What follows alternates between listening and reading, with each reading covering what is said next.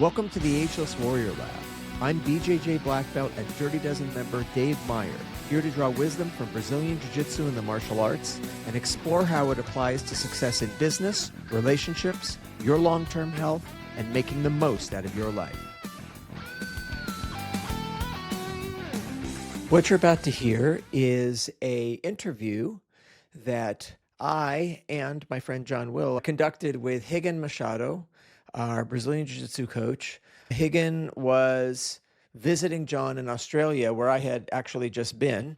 So we thought we'd take the opportunity to both be present. It was good to have John there to pop in a few questions as well. I want to give you some context about Rigan, because I understand not all of our listeners are into Brazilian Jiu-Jitsu. So Rigan Machado and the Machado family, he's got 4 other brothers, there's 5 brothers. They're part of the larger Gracie family, which is the family that created and propagated Brazilian Jiu-Jitsu coming from Brazil. They're all cousins, just happens to be a relation through Rigan's mom, and his father's last name was Machado. They all grew up together as a family. They trained, they lived in the same house. So whether it's Royce that you might know from the UFC, or Rickson, or Horian, or any of the other guys whose name actually start with R, but it's pronounced H. Portuguese, when the R is at the beginning of the word, it's pronounced H. That's why you'll see it written as Royce or Rigan, but it's Royce and it's Rigan. Rigan was one of the early family members to come to the United States.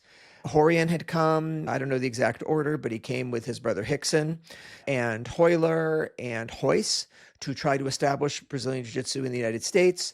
Rickson, the top fighter in the family at that time, was in his, I think, mid-20s, and Rigan in his late teens was the new up-and-coming great fighter in the family. There wasn't a world championship at that time because it was just in Brazil, but Rigan had won the Brazilian championship 4 years running, had been undefeated in his whole competition career except one match when he was 17 years old against Rickson, the person I just mentioned.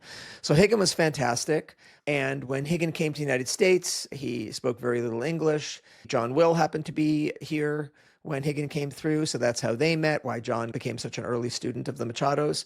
Bob Bass, who we'll be interviewing on the podcast, who was the second American black belt in Brazilian Jiu-Jitsu, met Rigan, became friends with Rigan, and they developed this whole life down in Redondo Beach, California. So just to understand Rigan's position in Brazilian Jiu-Jitsu, he's a giant in Brazilian Jiu-Jitsu, and of course then his other brothers, Jean-Jacques, Carlos, Hajer, and John Machado all came over. They ran schools. Chuck Norris was instrumental in helping bring them over, set them up with a school in Encino, California. So there were these 2 schools. One was in Redondo Beach, near the beach, and which at first was just Rigan's backyard, where they built a platform. And of course, Chris Howder was there at that time as Rigan was getting situated. And Rigan then in Hollywood got well known and started doing all kinds of fight choreography. And he's just a really interesting guy. He's really a grappling genius, sort of a savant. We went to judo tournaments together. He competed in wrestling tournaments. He competed in Sambo, and he beat everybody in all of these tournaments. Without even knowing the rules, he and John Will traveled to Kentucky, I think it was, and just jumped into the Sambo national championships, and Rigan won, and then ended up taking second in the world at Sambo. So Rigan could just see things in grappling and understand them. And he can see people and understand what they need. And he's just an extremely intuitive grappler. And at the time that we first met him, he was very, very focused competitor. He would compete with anybody at any time, very serious. You could just see it in his eyes. But everyone who knows Rigan comments on how tough he is, but what a good person he is. And so that's some context. I hope that that will set the stage. If you don't know who Rigan Machado is, now you'll understand that a little bit better. So enjoy. I am super happy to be here with 2 of my best friends in the world, Rigan Machado and John Will. I have just left Australia. I was staying at John's house, and now Rigan, you came right as I left. And I know you're out there now for a bunch of different things going on, and then you're going to be traveling with John before you come back to the States. I've known you for 30 years. John's known you for a bit more than that, and you are absolutely my brother. We've been through all kinds of crazy experiences together. So I think this is going to be fun, and I think John and I are actually going to learn a lot. When did you first encounter jiu-jitsu? Can you even remember? I remember going to my cousin's house in Teresópolis. I remember probably 7, 8 years old. We grew up very close to one of my cousins named Helium Grace, and we also together, me, Helium, and Carlos. I remember seeing this group of Brazilian Jiu Jitsu guys at the time brought a canvas. He put nail on the grass to train outside this truck canvas. And they put 10 guys sparring in the canvas on the grass. It was fascinating. I remember my cousin said, "Hey, we have a gift for you kids. And I want to show jiu-jitsu to you guys." All the guys play with me, joke around, and showing techniques. We got a picture. I remember it was me, Helium, and Carlos as a kid. I think that was the first time I got like overwhelming, have the best time ever. And did you know once you rolled on this canvas on the grass that this was something you wanted to do more of? No, I didn't know. For me, it was organic. It was something little by little to hang out with the cousins and stuff. I started like a lot. So, had you done any other martial arts, or this was your first experience in any martial art? It was my first experience. I know that your uncle Carlos Gracie, you've described him as the president, and I think you've described Emilio, his brother, as the general. It's kind of weird to say, but I never look at him as a coach. I look at him as an uncle. Yeah, Carlos Grace, I live over there, say Uncle Carlos, like a member of the family. You know what I mean? He always talked to me, always nice to me. We always have breakfast together. And Had used to come all the time, almost like at least twice a week. He have another brother who live in Sao Paulo, Gaston, who used to come to the house too. I think I never met the other brothers. I think all the other brothers passed away, but I believe Gaston and Helio I have opportunity to meet them at the Carlos house. So, when did you start training more regularly? Did you start showing up for classes? Did you have a coach? I think in my mother, when they used to live in the country, used to pay Rigan Gracie, Rosian, and some of the other ones to teach me, to show me some little things to build the confidence. I remember I started have private lessons when I moved to Rio to live with Carlos Grace. I get very strong connection with Carlos Grace Jr. and Horace Grace. And I used to train Carson Grace too.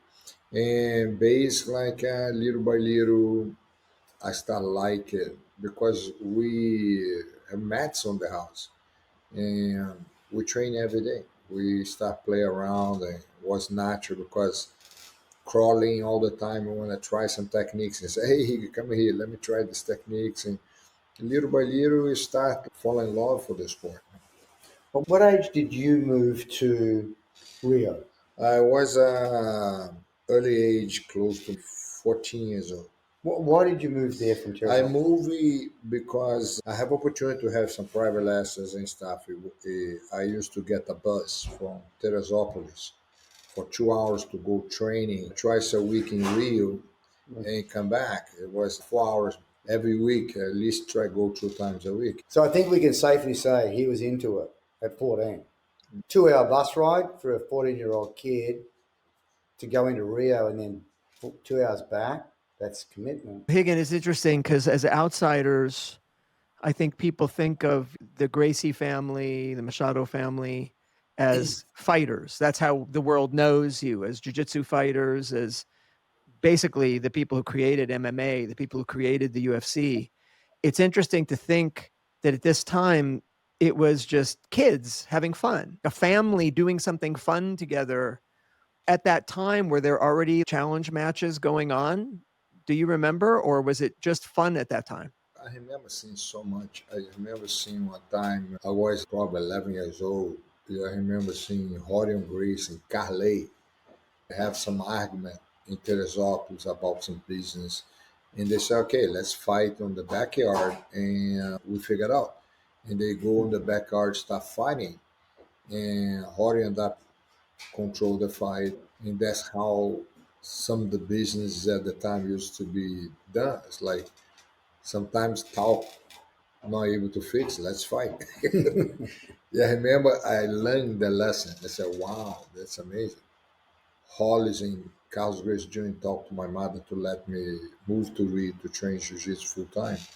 Yeah, I How remember old? How old were you I then? was like 15, 15. yeah, 15. I moved. Yeah, I have the best time, best experience of my life. And where did you live there, though? I live with In my cousins. I live with Cousins. Helion, Carlos, Crowley, Kirla, Hayla. Is that a big house here? Was a big It house. has to be. The house was in Ipanema Beach and have 4 floors. I've heard stories of all the gis hung out on fences outside to dry, right? Because that would be a lot of washing to do every day. That was their house. Carlos Grace have a house with 19 bedrooms. We call the big house. In Portuguese, casarão. He used to be on the top of the city, Alto. And I remember every time we go there, Hazel Grace used to live there, Carley, few other members of the family. And everybody have rooms on the house. This is an unusual setup. An unusually large number of people, all oriented in a certain direction. That's kind of weird. I mean, I can't see an analog for that anywhere else in the world, and I'm pretty well traveled. And you might have someone, maybe even two, a brother and a sister in a family, but not like 30 people. It's a strange All the thing. cousins and uncles, yeah, focused on training jujitsu. It might be like compounding effects. It takes you 10 years to get that amount of savings or something. But then after you hit that amount, it just compounds up like radically, exponentially. But if you start out with that amount, you're straight into these kind of far-reaching Yeah, effects. I think of it as a laboratory. I understand what you're saying. If you start off with 2 people, they can get better training together. If you have 4 people creating things, each 4 of them will get better than if it was only 2. If you have 16 people who are all creating things and exchanging ideas, that is a laboratory, I think, that makes things happen a lot better, which is why the family really changed the face of martial arts in the world. I mean, there's no question about it. Higan, you mentioned your mom sent you to train. Was your dad okay with you and the jiu-jitsu? Was a very important lawyer, and he grew up like a military style. And his father was not very close to him. You know what I mean? I pay your clothes, pay for go to school, feed you, and that's it. It's like no much stronger relationship. My father always, I think he want in back in his mind, he want to be an athlete. He loves sports. When he started seeing me competing, he was amazing, happy, because it was based part of his dream to become an athlete. I accomplished that for him. That's very, very nice. When did you start to get the sense that you were really good? Like that you were maybe better than other people and maybe even one of the best in the family? No, I never think like that. I was addicted. The addiction to training, to have fun. And I believe I was a good soldier. My coach, Carlos Grace Jr., at the time was tell me what to do. I never questioned. I just do what he asked me. He in House Grace said, hey, do this, go fight this guy. I said, yes, sir. Yeah, go and do it. I was a good soldier. I listened well in training, the way they asked me to train. I have the commitment to follow up what they asked me to do. I remember when I first met you, John was already a purple belt at that time, and I had my first class, and I just will jump ahead in time a little bit because my impression of you, you were, and still are, but you were so nice, but also so tough. Like you just had the eyes of a fighter. And I remember there was no Brazilian Jiu Jitsu in the United States, no competitions. So you were going to wrestling competitions. You and John went to the national Sambo competition and jumped in and, didn't even know the rules. Like we went to judo competitions together. And I remember you were just so tough.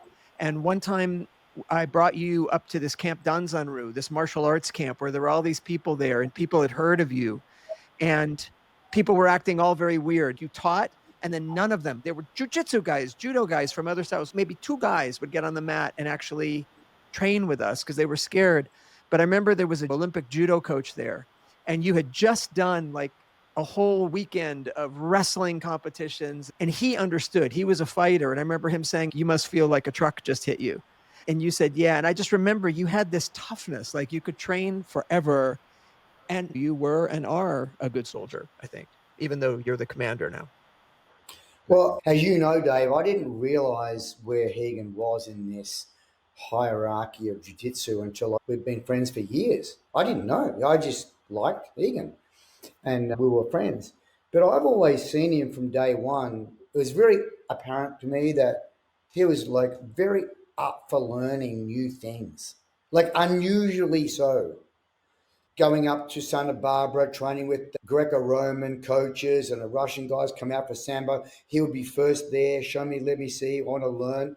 And then competing in freestyle and Greco and Sambo all in the same weekend, entering 3 tournaments. And even this week, he's talked about that, like what's new, what's happening, what's evolving, always up for what's the next evolution. Yeah, I've always seen him as a student. Hagen, you said that when you were a kid, you felt addicted. What was it that you were addicted to? Exercise? Was it the chess game, like all the different techniques? What was interesting you? I think inside the academy, I see a lot of tough guys, a lot of great athletes. And for me, I love to spar and try be the best one inside the academy. I never thinking about the competition. I said, I see a guy have a great guard.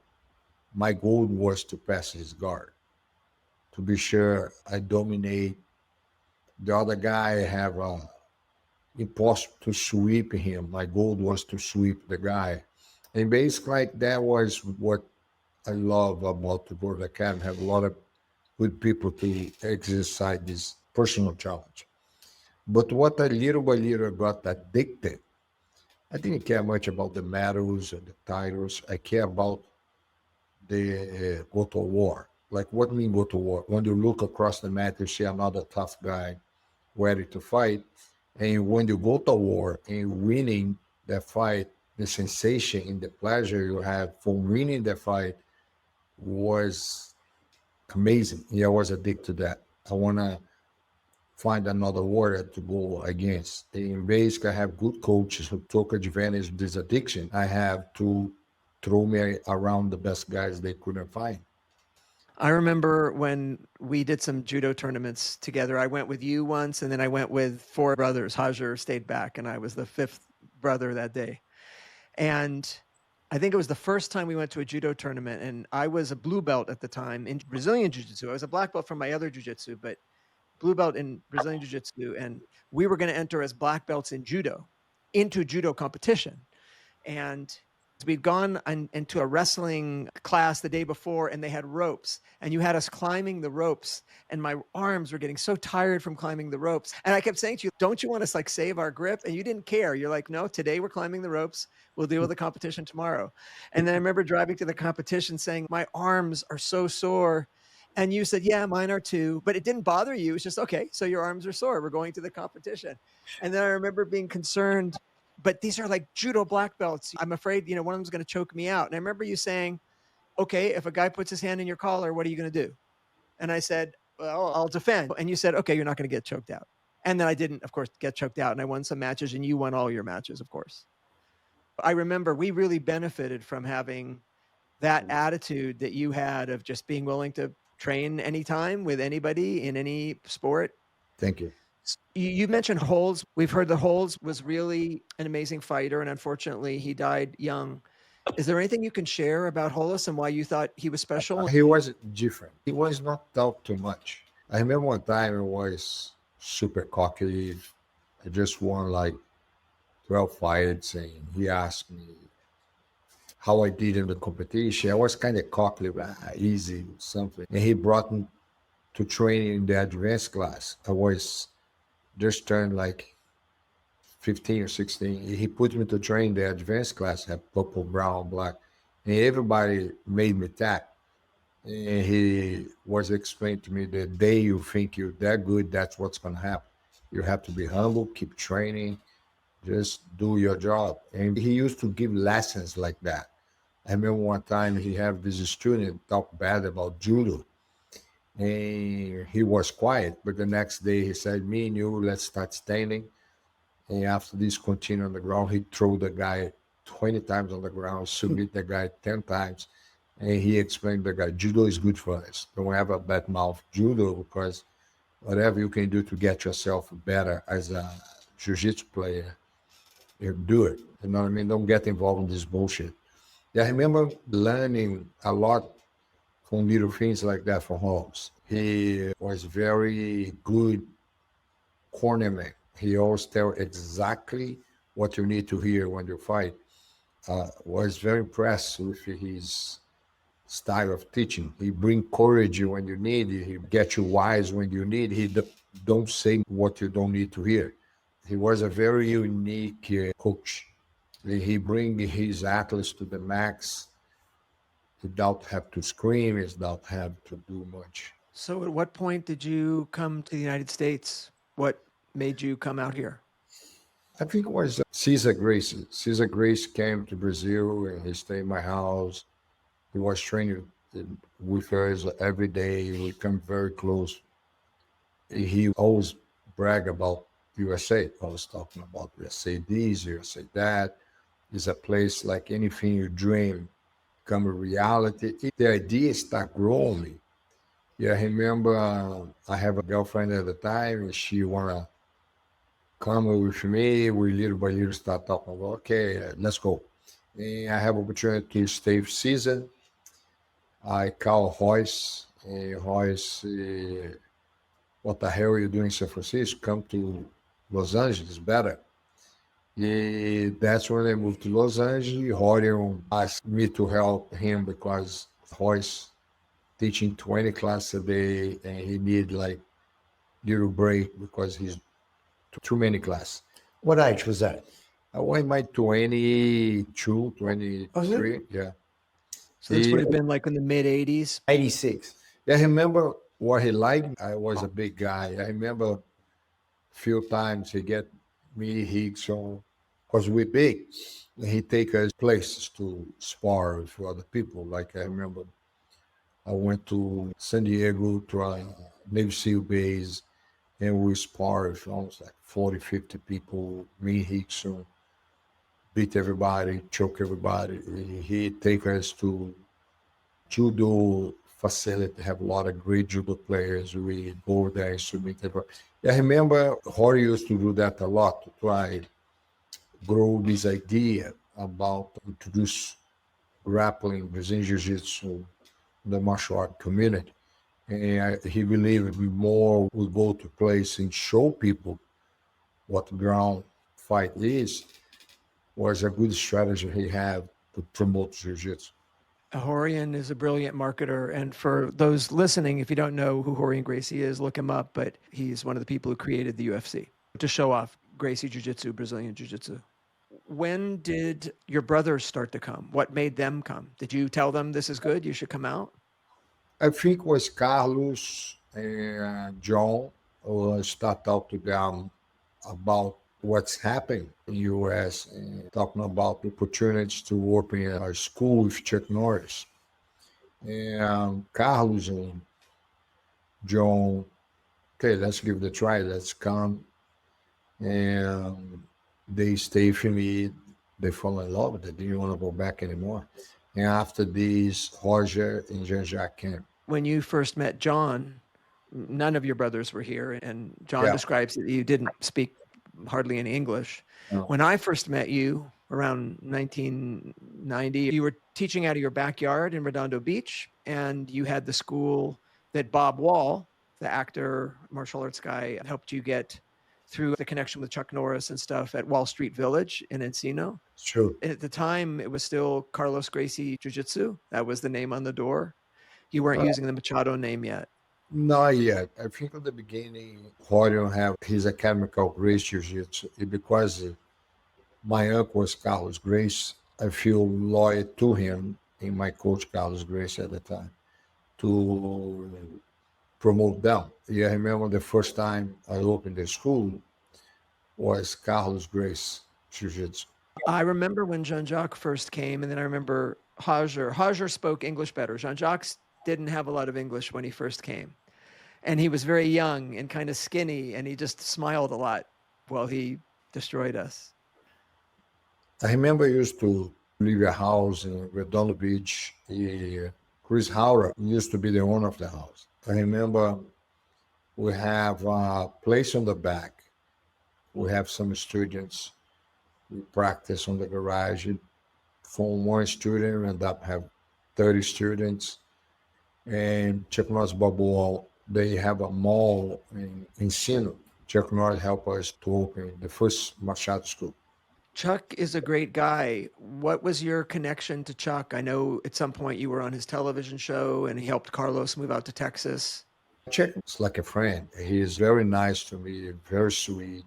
And John was the one who helped to promote us to stay in America because I didn't know I want to stay. I didn't know I want to go back. And it's good to have guys like John because he said, don't lose this opportunity. It can be good for you. And he was there to help us, to push us to do articles and do things like that.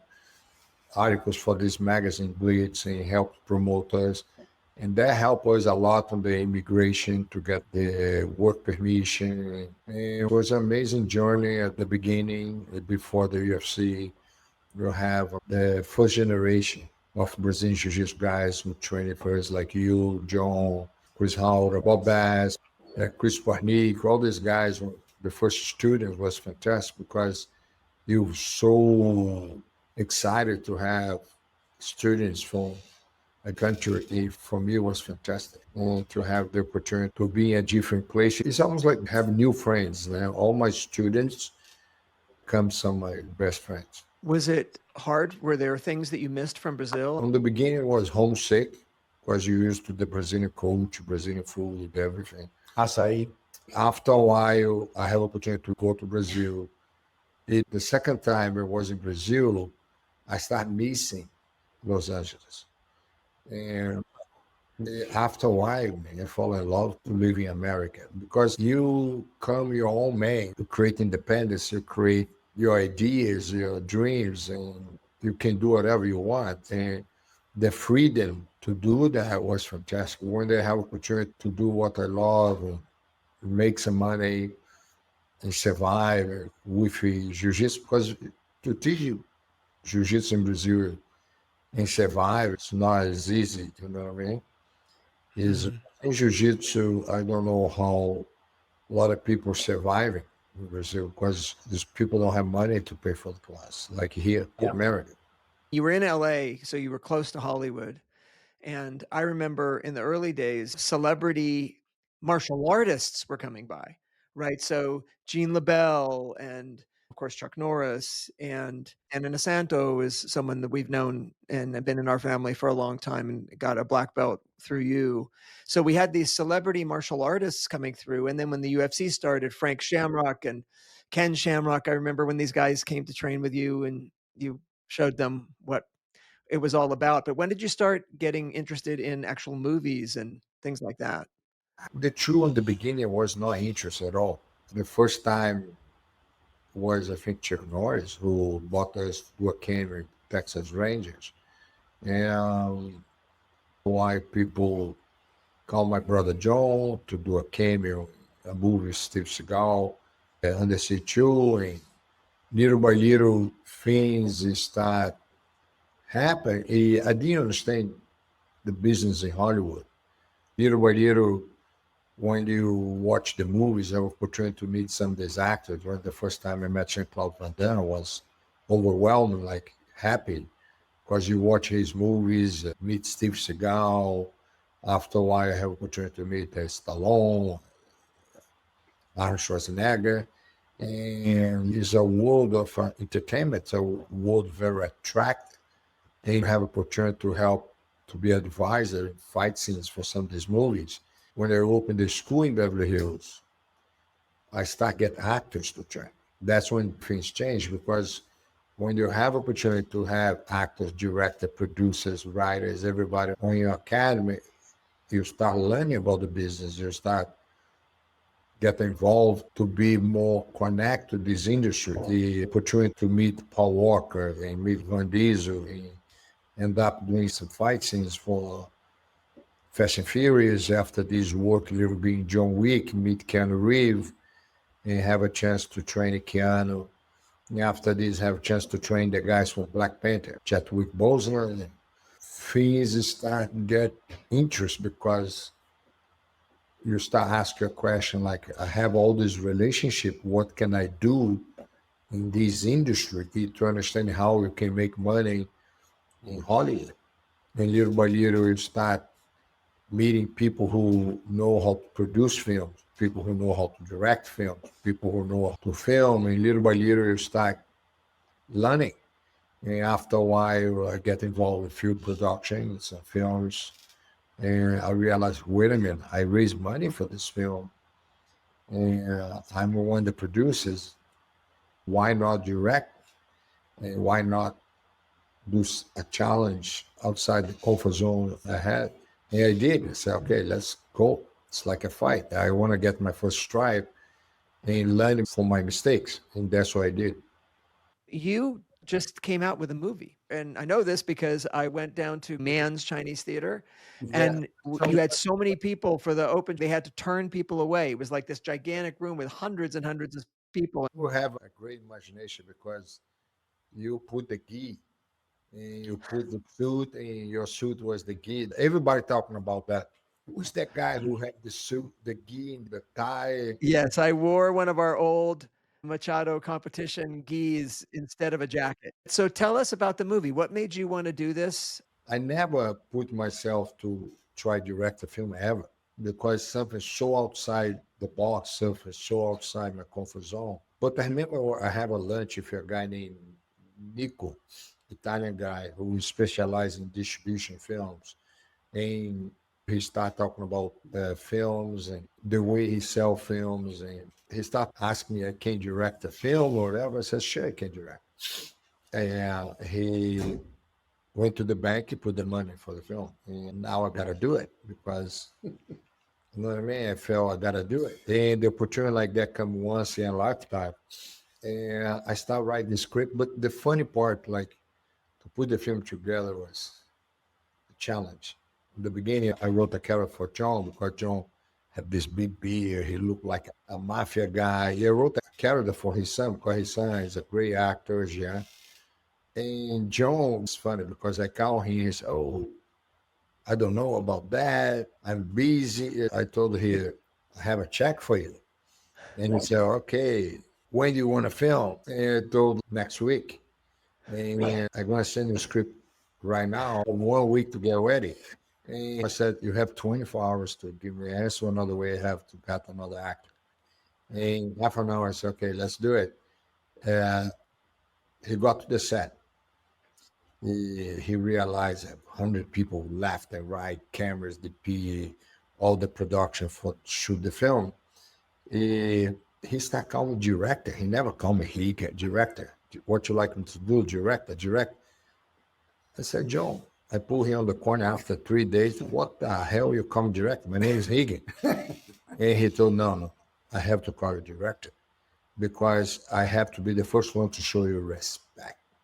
Because people see me, I'm your own brother, show you respect. Everybody's going to show you respect.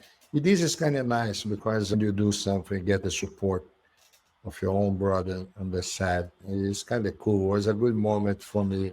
And to finish the film come good, a good message about bullies, you know what I mean? It was extra fun for me to see you in it and John Machado and his son in it. I couldn't believe that you had put this together and you had made it happen. And that I was sitting here in the Chinese theater watching your movie. It's coming Amazon Prime, blow for blow. The man was brutal, unstoppable, ruthless. I'm sure he still is. I always felt sorry for anyone that crossed his way. And now you just made me one of them. Sure you want to do this?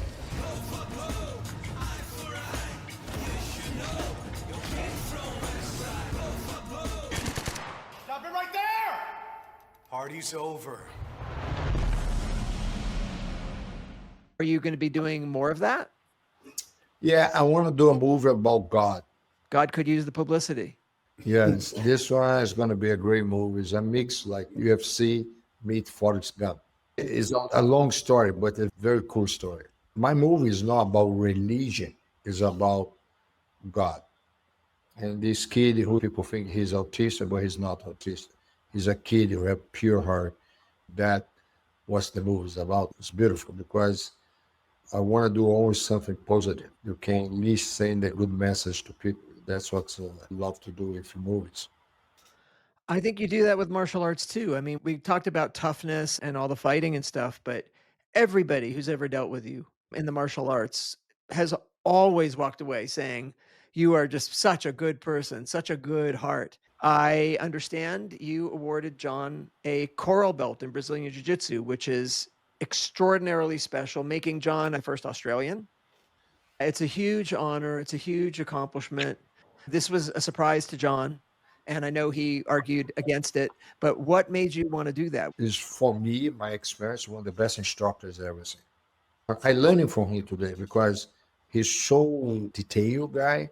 You see a lot of good people in jiu-jitsu, but two things impressed about John is he's a very good verbal instructor. He pronounces the techniques in a way everybody is easy to understand. But one thing about him, he have a very good mind of creativity.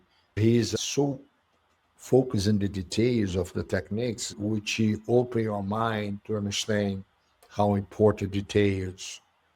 And John is one of the best I've seen doing that. Sometimes people show you the techniques, but John go beyond the techniques and show you the details of the techniques, which is hard for you to learn from the books. It's hard for you learning from watching YouTube. You have to get somebody who know the technique so well to deal the details. You know what I mean? Like example, another day he was showing how to these techniques he was doing from the mouth position. He had never seen the techniques before. The details, how he used the head, how he control, how he put the weight, the combinations, everything. He's almost ahead of his time in teaching. Yeah, it's very rare to find people who have this kind of methodology when teaching. John is one of the best. 100% agree. I would say even in the execution of the techniques in training, I've trained with John for decades and decades, and I've never once won. Like there are guys who can beat me, but nobody beats me like John. It feels very, very different. You getting embarrassed, John? Very squirmy, yes.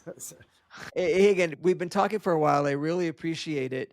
Thinking for some of our people who are listening who may be new to jiu-jitsu or involved in jiu-jitsu, is there any advice you have people who are interested in getting into martial arts or people training in jiu-jitsu? Anything you want to share with them? Yes, today you have thousands schools, thousands.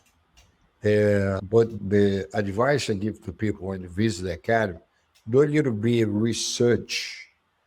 Who's the instructor? Some of the students talking about the academy and stuff like that to see is the right home for you. The reason I say that because you find the right house, you find the right connection, the instructor, the students, you're going to stay over there for a long time.